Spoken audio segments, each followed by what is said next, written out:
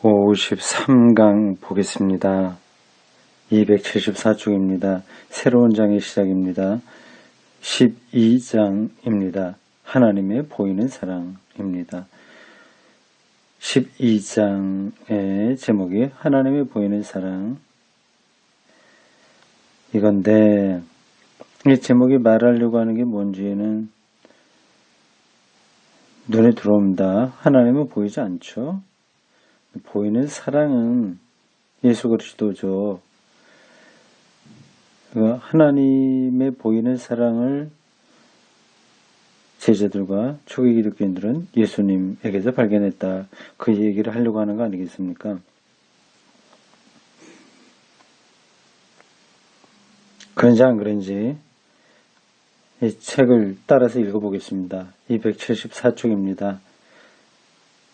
11장의 결론은 앞에서 우리가 본 11장이요. 재미있었습니다. 하나님의 신성과 인성에 관한 이야기였습니다. 그게 교리사적으로 굉장히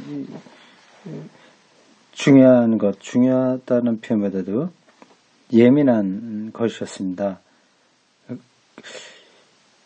그 나름으로 그러한 논리적인 것들을 많이 찾아낸 거죠.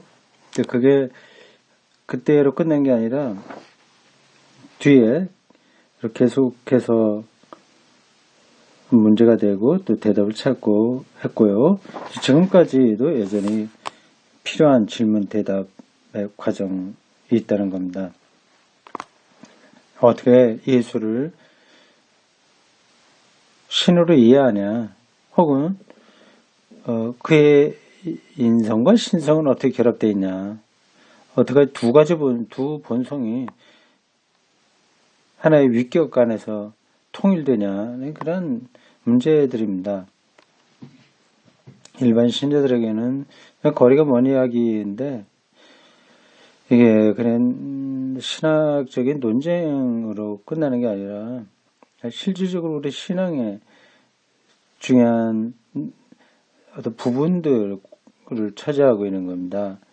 예수를 신이라고 얘기하면서 어떻게 현대인들에게 그걸 전할 수 있겠어요? 한 인간이 어떻게 신이 됩니까? 그렇게 하는 것보다는 한 영웅이다, 현자다, 이렇게 말하면 좀 편하죠. 근데 그렇게만 하면 기독교 신앙은 또 성립되지 않습니다. 네, 그런 문제가 11장에서 재미있게 다뤄졌습니다. 11장의 결론은 우리에게 다시 다른 문제를 야기시킨다. 어떤 문제일까요?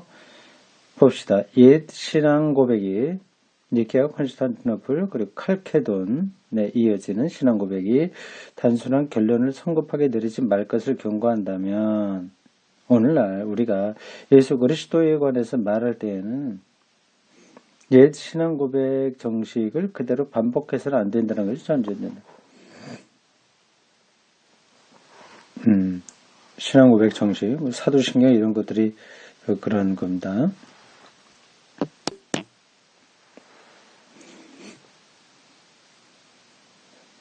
예, 신앙 고백 정신을 그대로 반복하는 것으로 끝나면 안 되죠.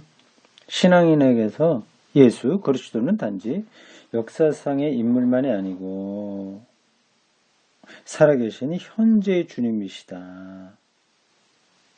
현재 주님이시니까 어떻게 우리가 현재에 그를 설득력 있게 주님으로 해명할 수 있느냐는 그런 문제가 야기되는 거죠. 따라서 예수 그리스도에 대한 신앙의 고백 양식도 천편일률적으로 고정된 것이 아니라 생동적이고 유동적이어야 할 것이다. 하나의 정식을 교의 신학적으로 올바르게 반복하는 것은 아직 예수 그리스도를 신앙적으로 고백하는 것이라고 할 수 없다. 다시 한번요. 하나의 정식을 니케아, 콘스탄티노플, 칼케톤으로 내려오는 신앙고백 정식이죠. 지금 사도신경이라고 해도 됩니다. 그걸 교회 신학적으로 올바르게 반복하는 것은 이렇게, 그러니까 반복, 올바르다고 하는데 포커스가 있는 게 아니라 반복하는 거. 이거는 그리스도를 신앙적으로 고백하는 것이라고 할 수 없다. 반복은 아닌 거죠. 그러기 위해서는 예수 그리스도에 대한 신앙 고백이 역사 안에 살고 있는 사람들, 즉 우리죠. 사람들의 변화하는 상황에 생생하게 그리고 생명을 일궈가면서 적응하는 것이 되어야 한다.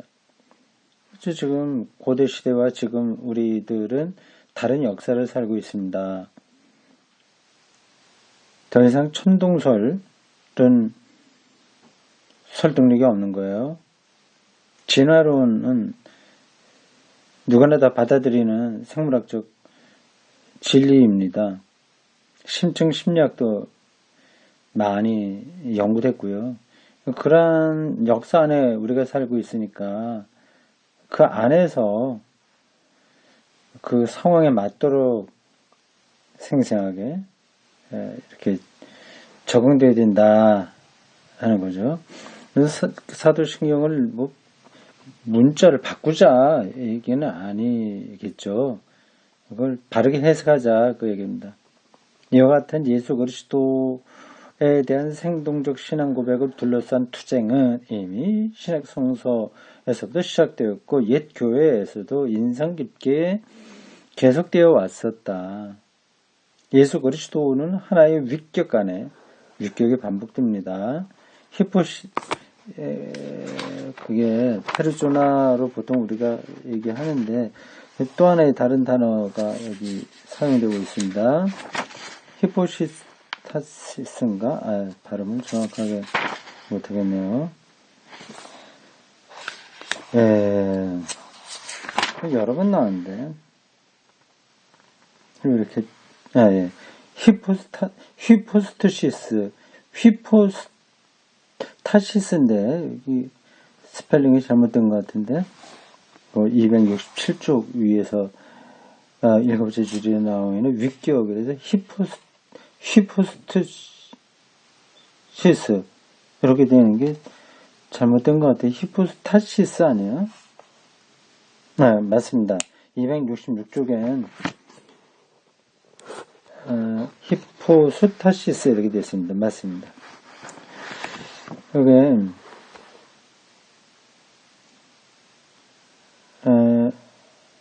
페르조나 요거는 라틴어고 히포스타시스 요거는 헬라어죠. 똑같은 뜻입니다. 위격이에요. 히포스타시스 페르조나 요게 도대체 뭐냐 하는 것들을 깊이 생각해 봐야 되는 거죠. 예수 그리스도는 하나의 위격 안에 참 신성과 참 인성을 가지고 계시다는 신앙의 명제와 가르침의 말씀은 결코 없어지지 않았다. 이게 그리스도교 신앙의 핵심입니다. 신성과 인성의 위격 안에서 하나를 이루고 있다. 아래에서 우리는 이러한 신앙의 명제와 가르침을 바꿔 놓으려고 하는 것이 아니면 그렇죠. 또 그럴 수도 없다. 도리어 이러한 명제와 가르침에서부터 출발하고자 하는 것이다. 그건 전제되는 거니까요. 또한 그 진리는 현대인들에게도 인식되어야 된다. 고대 사람들에게만 그 관심이 있는 게 아니라 현대 사람들에게도 관심의 대상이 되어야 되는 겁니다. 그 당시에 내려진 결정을 둘러싸고 이루어진 논쟁의 상황, 오늘날에서도 예수 그리스도의 위격의 신비와 예수 그리스도의 사건의 의미를 어떻게 이해하고 표현해야 하는지를 예증해주고 있다. 예증해주고 있다. 오늘날에도 여전히 유효한 질문과 논쟁입니다. 옛 신앙 고백의 명제는 그 당시 사람들이 힐랍 철학의 정신 세계를 비판적이면서도 개방적으로 받아들임으로써 연구해낸 것이다.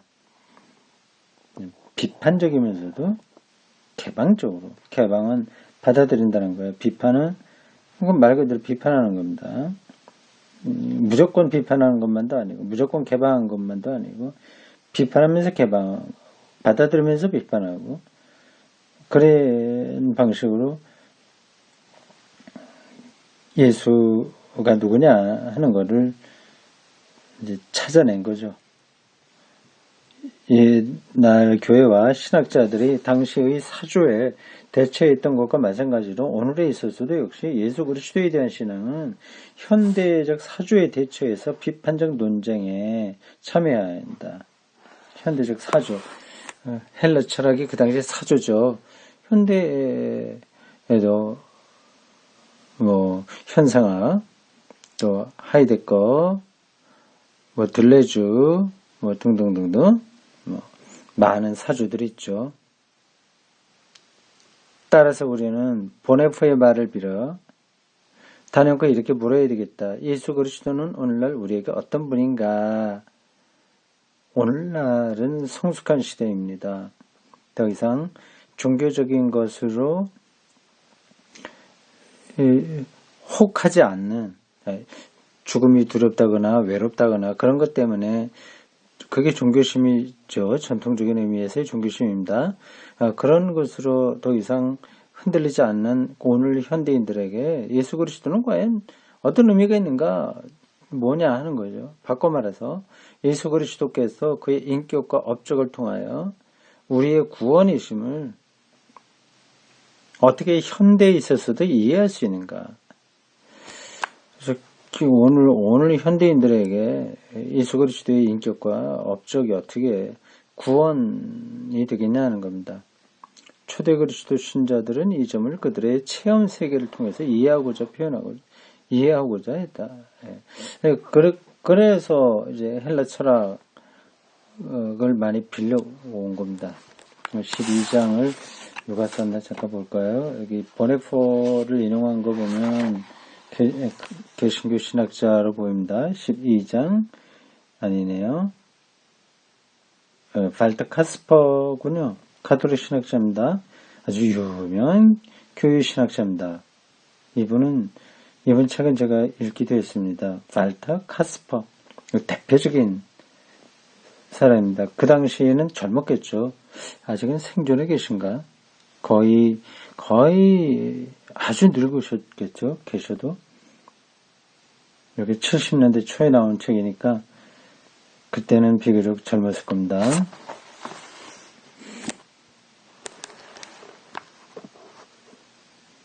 세속화와 그리스도 신앙 고백 소제목입니다. 세속화, 현대의 특징이니까요.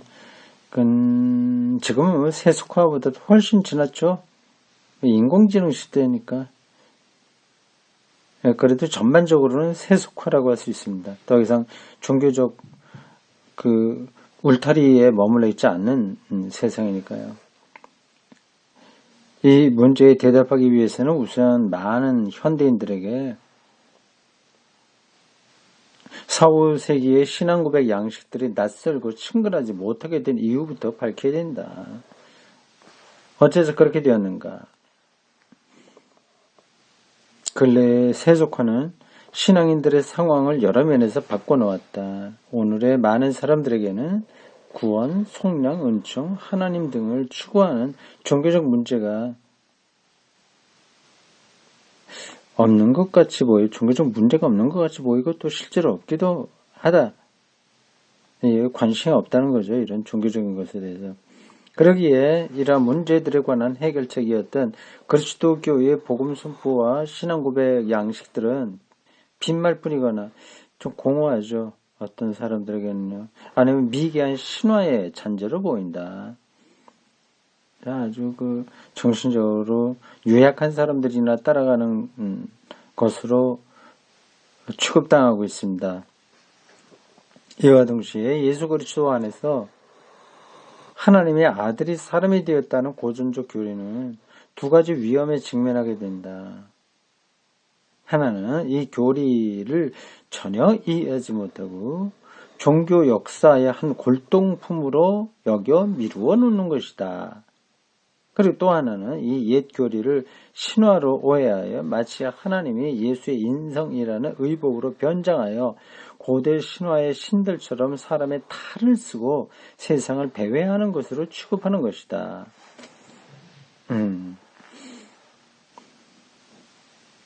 두 가지의 위험성이 있습니다. 하나, 종교적 골동품으로 이해하거나 신화적인 것으로 보는 거죠. 일반적인 신자들은 후자에 속합니다. 신화적인 예수상이 여전히 강력하죠. 많은 민간 신심의 사고나 표현들은 고작 이런 오해를 드러내고 있다. 바로 이게 방금 제가 말한 한국교회 일반적인 양태입니다.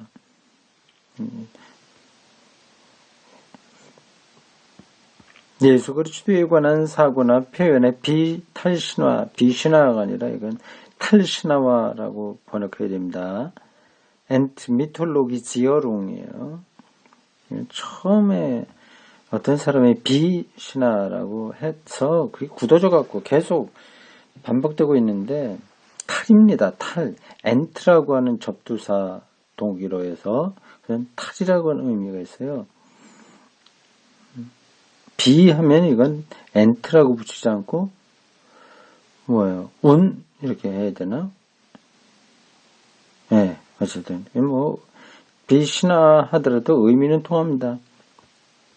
탈신화는 시급히 이루어져야면 신화적으로 보는 거라는 것은 벗어나야 되고 이것은 비단 예수 부활에 관해서만 그러한 것이 아니다.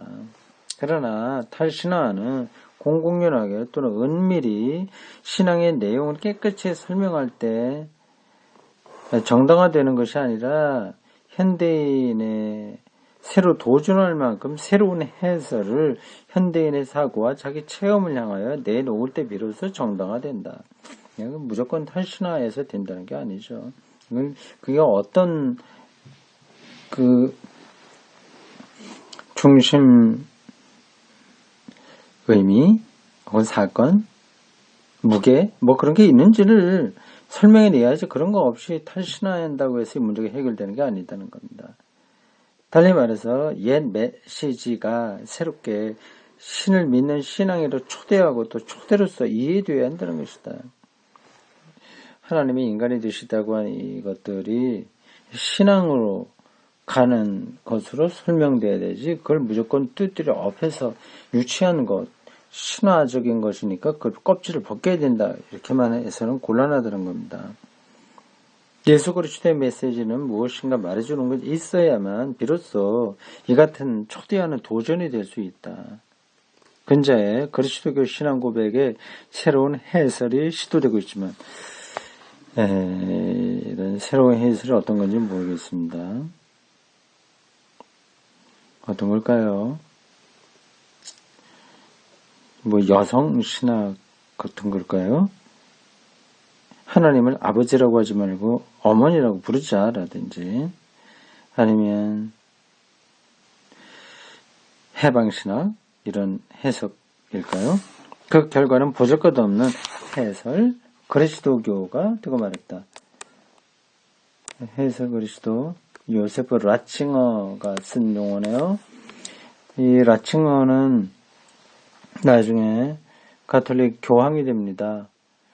지금 있는 교황의 바로 앞에 교황이죠. 유명한 신학자입니다. 교리 성성의 책임자였어요. 바티칸에서.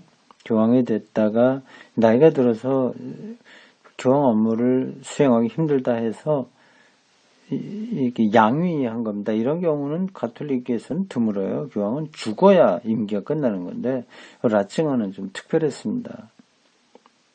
이 사람이 쓴 용어네요. 인터프레타치온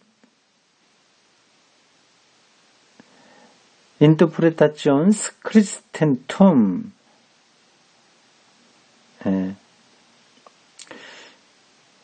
해석이 되는 기독교, 그리스도교 하여튼 대충 그렇습니다. 아무도 여기에 생사를 걸 수 없게 되었다. 이런 경우에 예수 그리스도는 일반적으로 인간 기본 체험의 상징 내지는 암시 정도로 종교화됐다는 뜻이군요. 기독교가 그 해석이 종교적 해석, 종교학적 해석, 그 새로운 해설이 그걸 가리키네요.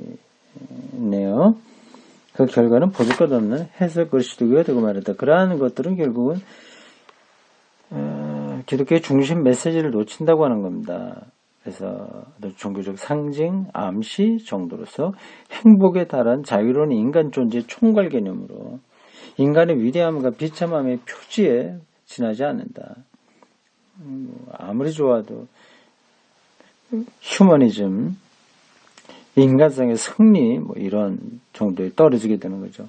이 같은 시도도 역시 현대인들에게 예수 그리스도를 추구하는 사람들에게 도움이 되는 것은 확실하다.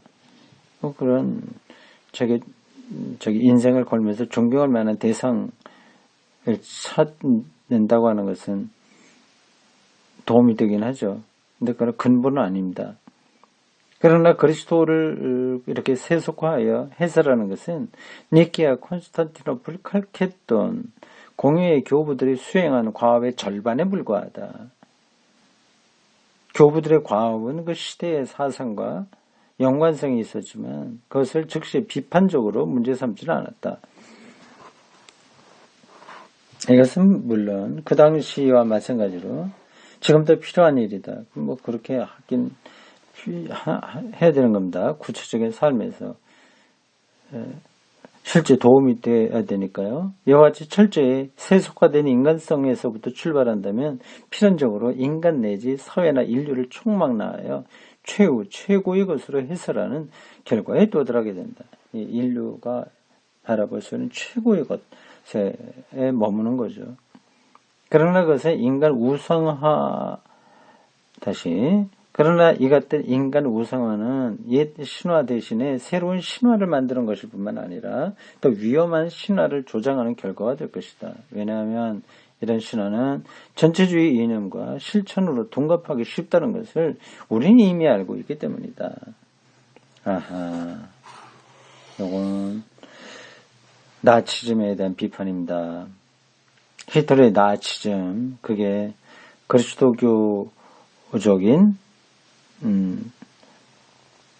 뭐라고 해야 되나요? 그리스도교적인 지원을 받았습니다. 그러니까 그 나치즘이 일종의 그리스도론인 겁니다. 이 세상을 행복하게 할 수 있는 이데올로기나 어떤 인물, 이게 바로 제2의 예수 그리스도가 되는 거죠. 그러니까 예수는 일종의 상징, 종교적 상징, 암시니까 그런 것들을 하면 된다는 겁니다. 그러나 사람이 자기의 유한성과 한계성을 인정하고 특히 세상의 악과 불의의 현실에 직면하여 자기 완성도, 정의롭고 행복한 사회 질서도 자기 홀로는 이룰 수 없음을 깨닫게 되면 나치즘 실패했죠. 그 자신이 계획하거나 실현할 수 없는 구원과 완성을 받아들이게 될 것이다. 인간성을 들어 높이는 것으로 구원을 이룰 수 없다고 하는 걸 알게 되면 이제 다른 구원과 완성을 향하게 되는 거죠. 오늘 21세기 대한민국도 이러한 현상이 많이 나타나고 있습니다. 너를 긍정해. 너의 그 인간성의 최대한 발현, 이걸 구원이라고 생각하는 거죠. 그게 매력적이기도 합니다. 뭔가 뿌듯한 그런 느낌도 들고 행복하다는 느낌도 드니까요. 일시적으로라도 그런 걸 느끼니까 없는 것보다는 낫죠. 그러나 또 더 위험할 수 있습니다. 오직 이렇게 해서만 탈신화되고 세속화된 세계상이 하나의 새로운 신화가 될 위험성을 막을 수 있을 것이다. 자기가 이룩할 수 있는 구원이 아니라고 하는 걸 깨닫게 될 때 그게 가능하다고 하는 겁니다. 오직 이렇게 해서만 탈신화화된 하나님의 아들과 신인, 하나님 인간이 사람에 관한 신화의 상징으로 될 위험을 막을 수 있을 것이다. 사람에 대한 관한 신화, 프로메테우스 신화죠. 인간에게 불을 훔쳐다 주었다는 죄목으로 인해서 제우스에 의하여 크게 심판받은 신이 프로메테우스입니다. 영이죠. 영웅. 인간의 입장에서 볼 때 그렇습니다. 불을 사용할 수 있게 한 사람, 신이니까요.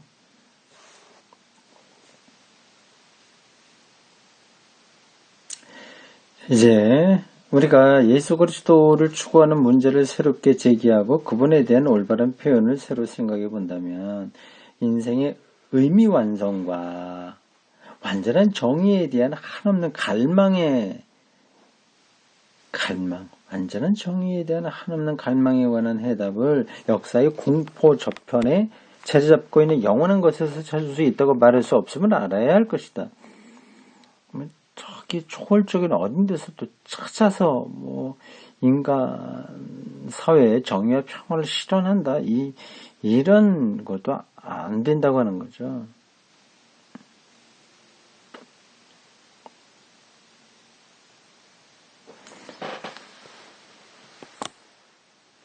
오히려 그 대답은 사람과 연대성을 맺으시는 하나님.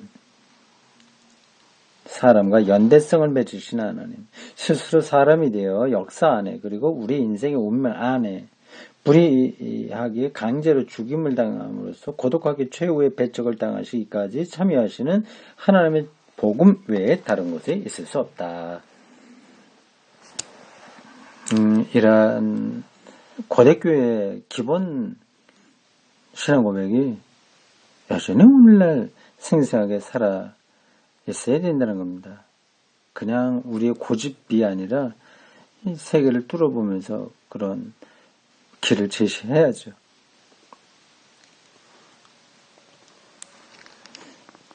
하나님의 사람 되심에 관한 고전적 교리와 그 신앙 고백 양식들은 이 점을 잊어버리지 않았을 뿐만 아니라 천명하고자 했다. 이런 점에서는 고대 신앙 고백들은 소중하게 간직해야 됩니다. 그거를 그냥 문자적으로 반복하는 건 의미가 없는 거예요. 그러니까 중심을 붙드는 거는 꼭 필요한 겁니다. 다만 그것을 생각만큼 분명히 표현할 수단 방법을 갖지 못했었을 뿐이다.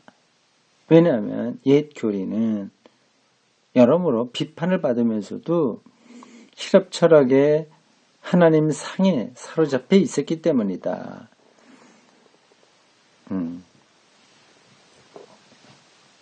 저희 실업 철학과의 관계가 미묘했습니다.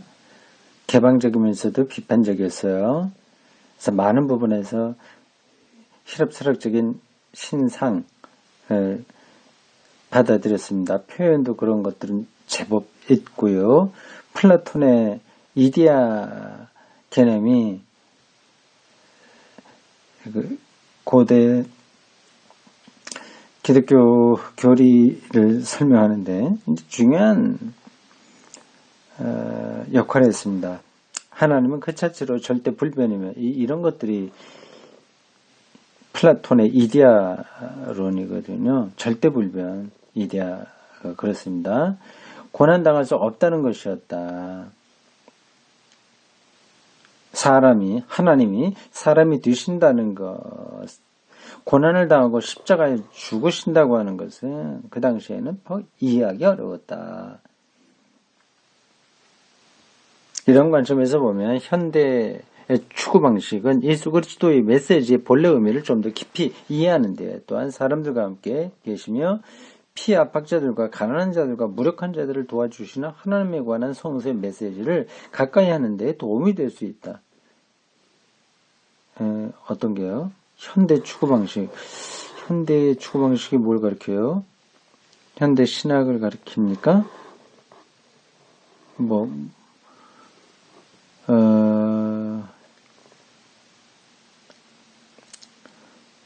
정확하게 모르겠습니다. 좀 더 봅시다. 따라서 전통적 그리스도론의 위기만을 말하는 근자의 태도는 그리스도론의 위기 더 이상 예수를 신으로 이해하지 않으려고 하는 그런 흐름들이죠. 그건 위기죠. 그런 것만을 말하는 근자의 태도는 발음제거한 것이 못 된다. 오히려 현대의 문제제기와 사고방식은 역시 전통적 그리스도론이 말하고자 했던 것을 좀 더 근원적으로 좀 더 깊이 있게 깊이 이해할 수 있는 새로운 계기이기도 하는 것이다. 아, 그렇군요. 무슨 말인지 알겠습니다. 이건 앞에서도 나왔던 관점입니다. 초기독교가 예수를 여러 방식으로 설명하려고 했던 거 아니겠습니까? 그래서 결국은 두 본성, 한 인격, 여기까지 나오고 온 거 아니겠어요? 성서의 표현으로는 하나님이 사람이 되셨다, 육신을 입었다, 그렇게 표현되고요. 이런 것들이 그 당시 시대 사조의 큰 도전 앞에서 나온 대답이었거든요. 근데 정확하게 예수를 설명한 거죠. 오늘날에도 그러한 도전이 있잖아요. 뭐 그런 도전 앞에서 그렇게 두려워할 것 없다. 피해의식 아니면 패배의식이 떨어질 필요가 없다. 오히려 우리가 더 근원적으로 예수 그리스도에 대해서 말할 수 있는 계기가 될 수 있다고 하는 겁니다. 네, 여기까지입니다.